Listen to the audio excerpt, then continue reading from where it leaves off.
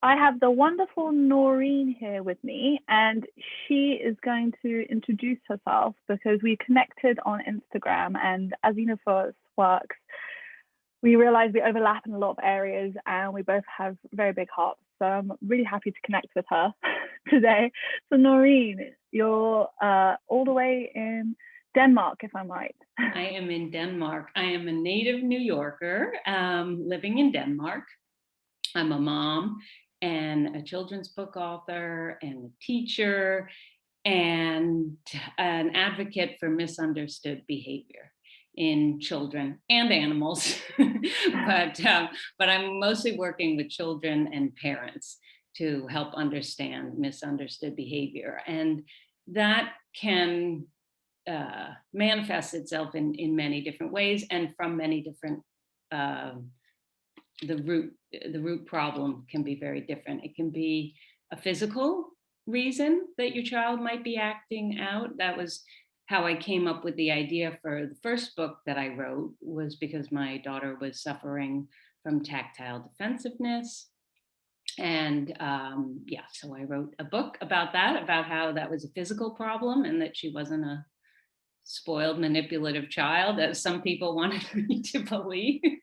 And then my latest book that I just wrote, Look, Listen, Love, stems from wanting to understand how we could help the situation of all the hatred that's going on in the world. There's a lot of judgment of people towards one another, and I'm blanking. I'm sorry. No, it's fine. I know that was perfect. So what I wanted to kind of connect with there, so from what Noreen just said, is that we both came from a place of frustration. When when there's a problem, and instead of complaining about it, which we could have, and a lot of people do, instead of just kind of suppressing it or feeling helpless, which is a lot of people feel helpless as well, we kind of took control and said, look, how can we, because we're both creative people, how can we take our frustrations and make something, build something, produce something that can help others? Because I feel like we both get a lot of value from helping others, and that helps with my mental sanity. I don't know about yours. I know that helping someone else makes me feel better as well. So it's reciprocal. And I just think that in terms of frustrations, I want to touch on is, with you, Noreen, what was your frustration as to why you decided to come up with your latest book? Because it's not a like general topic book. It's quite specific, but in a very universally applicable way. Yeah. So the latest book really came out of watching a lot of news and seeing a lot of judgment on both sides, everywhere, in everything you're watching.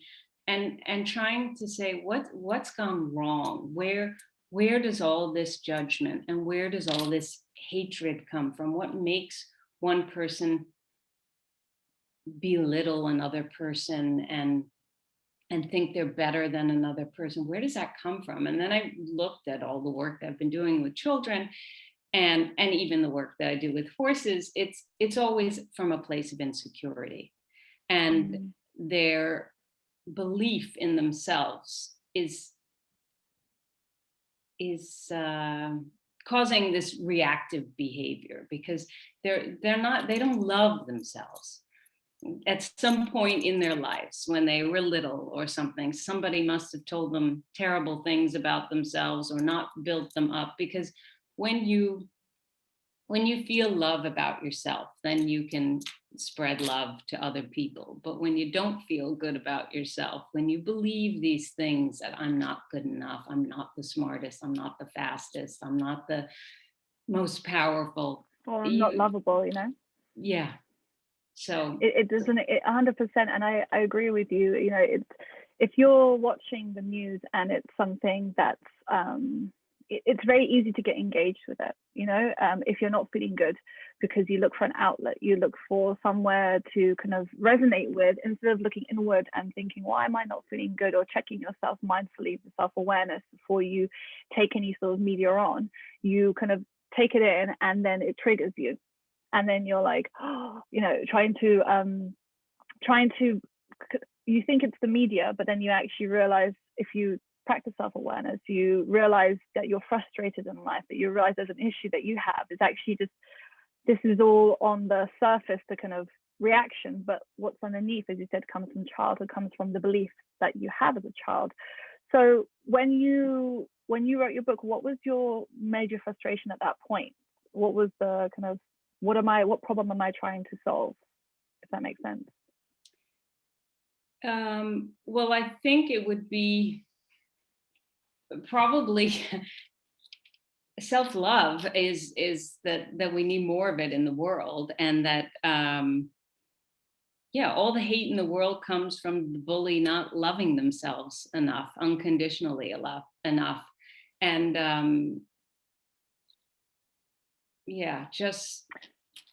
and as a parent as well, in terms of, because I remember something, because we had a conversation before this, and you said very poignantly as a parent that you felt like, you know, you hadn't done enough for your child because of your particular situation. And that's a perfect example of not loving yourself, the insecurities which a lot of parents face. They always feel like they're not doing enough because there's the I mean, this is my opinion, but I'd love to hear yours too, the comparison of what else we see out there. How is mum Y, Z, and, you know, X doing this amazing thing, but I can't.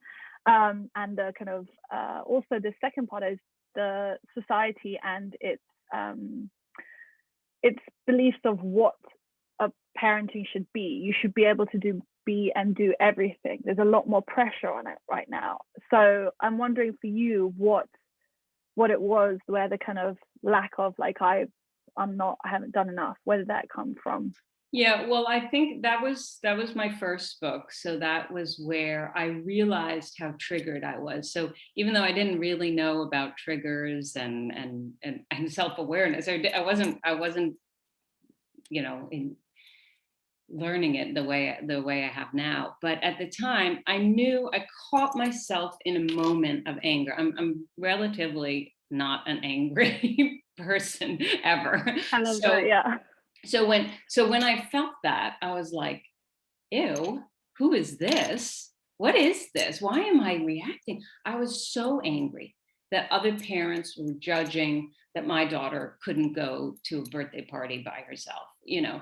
And I was really angry. And then I thought, why doesn't everyone understand? I've already told them about sensory processing disorder. I've told them about why she doesn't wear the clothes she wears, but they don't get it.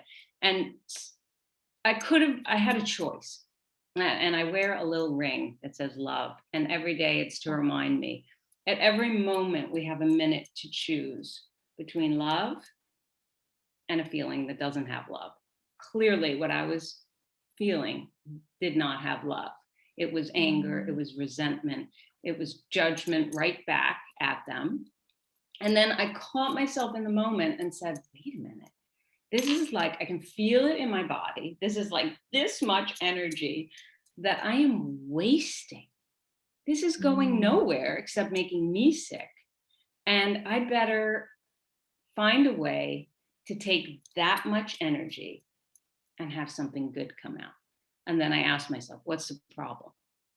I didn't do a good enough job of explaining it. Okay? The belief, yeah. So the action is do a better job at explaining it. And that's how I thought, I'm going to write a book. I'm going to do it it's going to be a 10-minute read, and it's going to grab their heart out, and they're going to be in her shoes for a day. And I'm going to use photography because I don't want illustrations. They've got to see her. They've got to feel her pain, and then maybe they'll understand. And it worked. and it's beautiful. No, honestly, it's so beautiful because, as we said earlier, that a lot of people, they just don't know how to. They just think, oh, woe is me, poor me. I don't know how to deal with a situation. And you took something that was a frustration, and you took it and you said, look, I want to make something of this. I want to help people. It's very specific. Help people understand my daughter with her particular problem that she has, and the trigger of the birthday party and whatnot. And honestly, I think it's something that we don't give enough weight to, because, you know, I was talking to you before about it as well, as we mentioned that children's birthday parties are a very high anxiety situation. I've had, you know, parents come to me, and because there's a lot of expectation. The first expectation is that we're going to go send our child. It's fun. The expectation is children's birthday parties are fun. And usually they are, unless you're the host. And I understand it's quite stressful then, but generally it's supposed to be fun. It's gathering together. And then, but if you think about it as an adult, just take a moment as an adult, how we actually get anxiety when we go to people's birthday parties. What are we going to wear? The gift we're going to take, who's going to be there, fitting in. These are the same things that children feel, you know, maybe on not such a deep level in the sense that we overthink things, but they do feel like, oh, who's going to be there? What are we going to do? It's a new environment. It's quite a lot.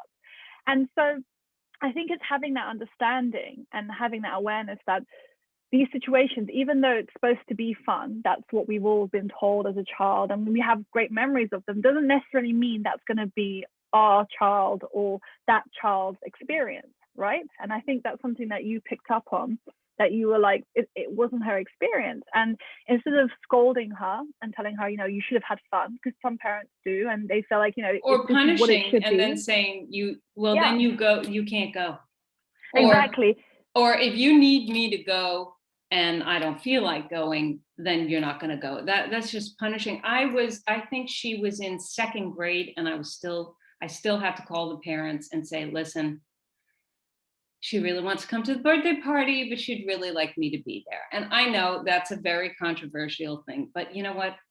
She's like going off to college now. She's 19 years old. She's the most beautiful, wonderful child in the world. She's going to go change the world. And I don't regret one single party that I went to, and I, you know, hid in a corner, or, you know, I remember, well, this is a funny story. I didn't tell you this one already. The first time she had to go on a play date, it was a huge thing. And I mean, it is a huge thing, play dates, by the way. This is not a minor thing. We need to go into that. Go ahead. So she wasn't ready to go without me. But she wanted to. See, at the same time, she was torn. This was clearly, you know, because of just being overloaded. So I said, okay, listen, what about this? You go in the car with the mom. We'll start with that. So this idea of baby steps, you know, start with, I'll go on the play date, because the mom and I were friends anyway. I'll go on the play date, but let's start where you just go in the car ride with the other family. And I'll be right behind you. And if there's anything wrong, she can pull over and you can come into my car. Because a lot of times I feel that when you give them the reins, they just take off, and they don't need you. And a lot of parents think the opposite. They think, oh, then they're going to take advantage. No, I gave her the opportunity to find out you can do this. And so she did it, and she was over the moon that she could do that car ride without me. And then that was it. After that, she actually was like, I think I'll be fine going on the play date, because it wasn't the play date. She wondered what it would be like in the car with that parent who was like the sweetest woman in the world. So, I mean, there was no problem there. Yeah. So I've done a lot of stuff like that, where I've set them up and I just say, okay, look, could you manage this much of this big package? And I probably did the same with a birthday party. Like, I'm going to drop you off and I'm going to go pick up the laundry or whatever, you know, and I'll come back and get you. Is that okay if I'm gone for 10 minutes?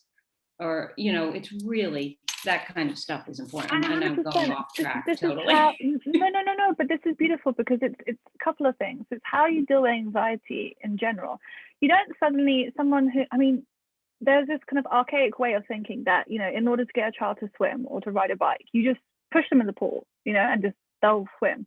Or you just go like get them on the bike and they fall over however many times, you know, whatever. But it's that beautiful moment of, when I learned to cycle, it was my father held onto the back of the bike for those couple of moments until he saw I was ready to go, but he was still next to me. And it's exactly that same thing. You're there with the child. You say, I'm here for you. You don't just abandon them and say you deal with yourself, and it builds resilience. Exactly. Sometimes, I'm not going to lie, it can work, but it's just a little bit of a slippery slope. I feel like there's not enough support in terms of research, in terms of dumping the child in the thick of it, as opposed to being there for them, because if it comes from them, it's going to be a positive experience, that it came from your daughter, that she felt like she had control over a situation that she felt she wasn't able to control, not control in terms of the people around her, but her anxiety. In order to control her anxiety, she needed control over the situation physically, which meant that knowing, okay, I'll go in the car, I'm okay with that, that's the part I'm happy with, I know where you are, and then when I arrive, I know that you're there. So it's following through with these promises, which is really key, because you don't say to the child, 10 minutes, I'm going to go, and then 25 minutes later. No, not good. It's and then you're going to end up with trust issues. I'm sorry, but that is literally what happens. And I know this because I've worked with kids, and I've done that mistake of, oh yeah, I'll be back. Or, oh no, don't worry, I'm gonna, like, when you drop them off for a camp they don't want to do, and you come back and they look at you like, and they may have, maybe they enjoyed themselves, but they remember that point where you said something and you didn't do it, and they do. Good luck trying to do it again. It doesn't work. It's something that's very they may not show it straight away, but they lose trust in your words, and we think we're being clever about it, but it's not. It's really, go ahead, you're going to say something. I think for parents, I think the problem is, they might learn a skill, like they might learn to ski if you threw them into a ski school and you left them there all day, but what the belief they have learned about that relationship with you, which will carry on into all of their relationships, is I wish parents knew that is so much more important. They will learn to ski anytime, or whatever it is, swim or ride a bike. In Denmark, when you said that, it's so funny. They do this thing. They take the wooden stick from a broom and put it in the back of the back of the bicycle, and they go running with their kids. So you'll see this all over Denmark when That's kids hilarious. are learning to ride a bike, so they can hold on. And wow, okay, that's like the only thing in Danish culture where they're very nurturing. Otherwise, it's pretty. No, but that's amazing, because it's like, it's these little tips, but it's also, listen, when I say this as well, it's parents, it's because of the way they were parented as well. So they'll think that, but I was parented like that and I didn't turn out too bad. But hold on, what about your security in relationships? Because children need to feel secure. It's like an innate need. It's one of the, I think there's like 3 or 4 needs or 5 needs that each child needs when they all come into this world, and one of them is to feel secure. And anything that threatens their security can cause trauma. It can cause negative childhood beliefs. And that's why, for example, as you said, you don't just push the child in the deep end. You say, I'm here for you, and you build up the trust so that they know they can continue to trust you, that you are there for them. And don't get me wrong, look, if there's traffic and you're stuck and you're not able to get there on time, and that child is waiting for you, it's explaining it. It's not dismissing it, saying, well, there was traffic, you should understand. It's saying, you know what, I really wanted to be here for you. I can imagine, what were you feeling when I didn't come on time?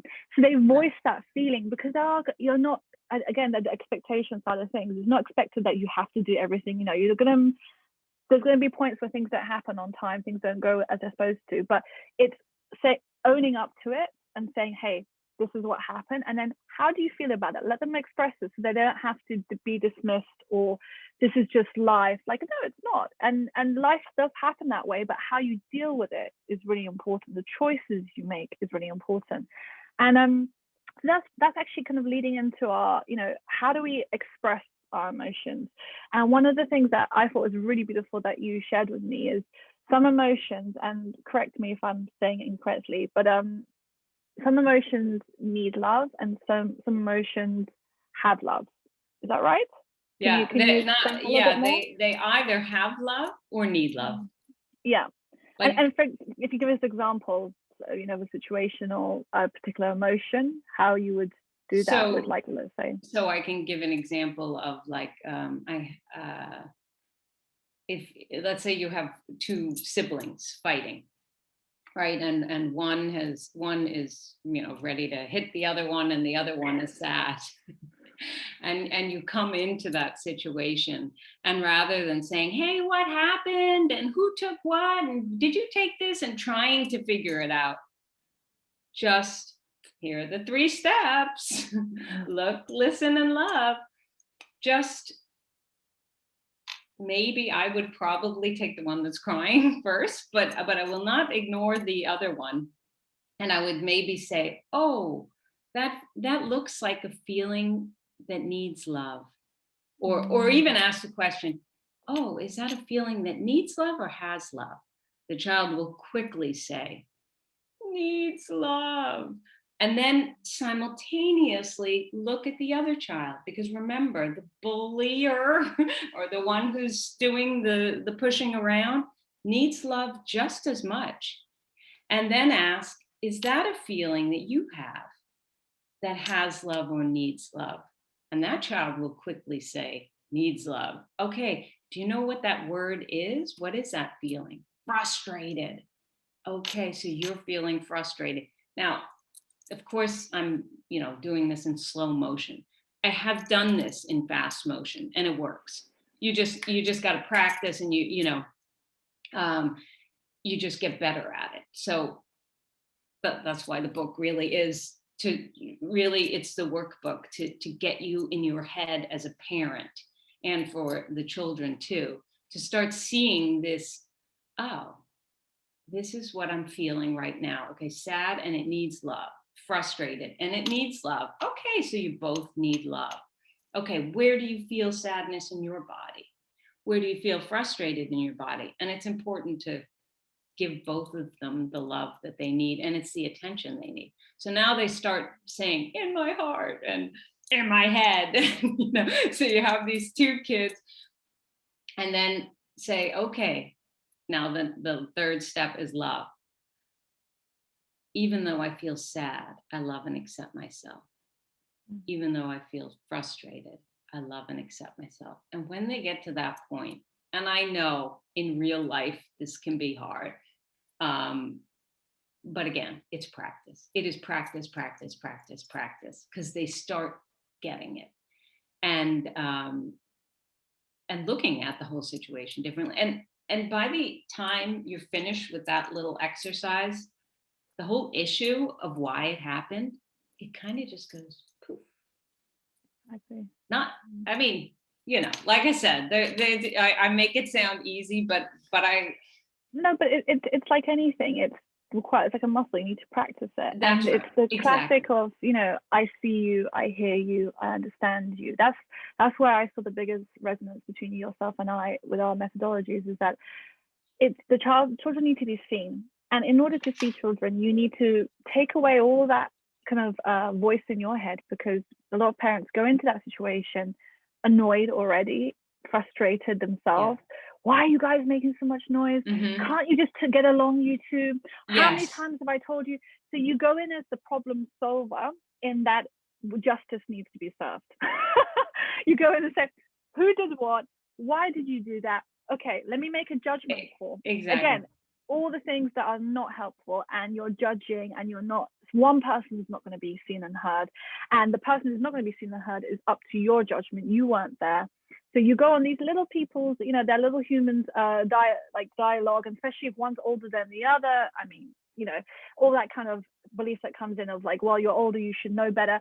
You come in, you just sort of fix it. And if you come in with, I just want to solve this problem, as opposed to, I want to understand, is different. And I'm here offering love, right? Exactly. And also what you're talking about is like all that you just said. That is exactly what happened. Who did what? If you can catch yourself as a parent and say, oh my God, how much energy, again, how much am I putting out here? What if instead of this problem solver, all that energy, I just come in with that much energy of love? Mm-hmm. And as you said, it's a situation where it's not about justice, it's about feelings. So if you come in with love, that's right, you end it with love, and that's all that the situation needs. It doesn't need anyone to be punished. It doesn't need, because what we've talked about before is that a lot of parents will say, oh, but I don't want to do this because in the future. Now, none of us have a crystal ball, okay? And I think a lot of parents, in order to have some sort of sense of control over their child's future, think that by not doing a certain behavior, or by, you know, kind of controlling something now, inconvenient behavior the child has, you're stopping it happening in the future. Because if you don't control it now, it's going to happen in the future, which is a big misunderstanding. Because Big one. If a child, you know, when they first started crawling, did you think, oh, they're going to always crawl for the rest of their life, I need to get them walking straight away? Of course not. It's a developmental stage. In the same way with their personality, with traits they show when they might be a bit sassy when they're younger, or they're a little bit shy. Assuming that they're going to be shy throughout their life is a big misconception, but something that we do in order to have control over something that we can have no control over, you know? And I think that's something that's really poignant in this situation, where we want to come into this situation, we want to control it and stop the arguing, stop the fighting, stop whatever, because we feel like if we don't stop it now, it's going to be like this for the rest of their lives. They're never going to get on. That whole ideal of siblings playing lovingly together is going to be an issue. And if you come with all these preconceived ideas, it's going to make what's happening 10 times worse, because you've put it into the future, as opposed to just taking the situation, as you said, you come in with love for what it is now. It's not about what you have to do afterwards, how they're going to be in 10 years. It's this particular situation. One child needs this, one child needs that. Let's give them what they need, and they self-soothe in some ways with your navigation. And then that's it. That's it. There's no need to think of, 10 years time or the next day, or you need to go to school that morning. It's just for that moment. And it's really difficult, because that's like a practice of mindfulness, I think, really, when it comes to parenting. Yeah. I don't know, do we have time for me to tell you one? We do. One of my favorite stories it's called the rice cake story. I like the sound of it already. So my youngest daughter, she was in the car. I picked her up from preschool, and I had my middle daughter sitting next to me, and she always brought them a snack, and she wanted a rice cake, and I had one rice cake, so I broke it in half and I gave them each a piece. Well, she flipped, right? Because she wanted a whole rice cake. She was like, she was like 3 years old, right? So I'm like, okay, I've got this parenting thing down. I'm a teacher, I'm going to use all my tools. So I'm like, oh, look at how Nora, the older one, look how she understands that mommy only has one rice cake. That's so good. So I do the praising of the desired behavior. Nope. Now she's behind me and I'm driving, kicking at the seat. And I'm like, okay, sweetie, if you do that when mommy's driving, it could be dangerous. So let's be safe, and you'll get a full rice cake when you get home, or whatever. Still goes on and on and on. And I'm like, oh my goodness, I'm going to lose it. So I pull the car over, because it was getting dangerous. And I could feel, again, my head, that emoji where the head blows off. Well, that was me. I was like, and again, I don't normally get angry. So, I mean, in a way that's kind of nice, because then I recognize when I am that emoji, okay, something's gone terribly off. I am triggered now. I'm really triggered. So I take her out of the car. I put her down on the side, and I'm breathing, and I'm like, okay, what in the world am I supposed to do with this child? She's still crying and screaming about that broken rice cake, right? And I really had to just turn for a second and just breathe and just say, okay, obviously, everything I've done isn't working. What is the opposite of what I feel like doing? Okay, the opposite of what I feel like doing would be giving her a hug right now. And then I was like, wow. Okay, I'm going to try.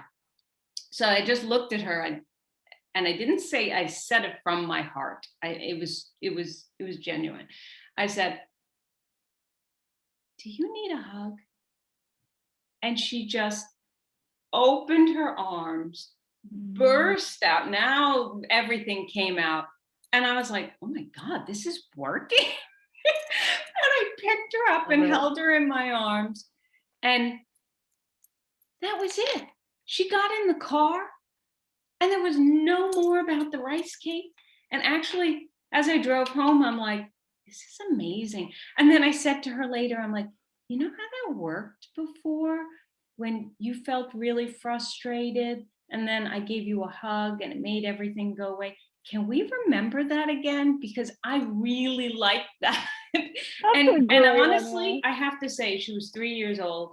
And from that day on, we used that. She would look at me, she would start recognizing her trigger and look at me and say, I need a hug.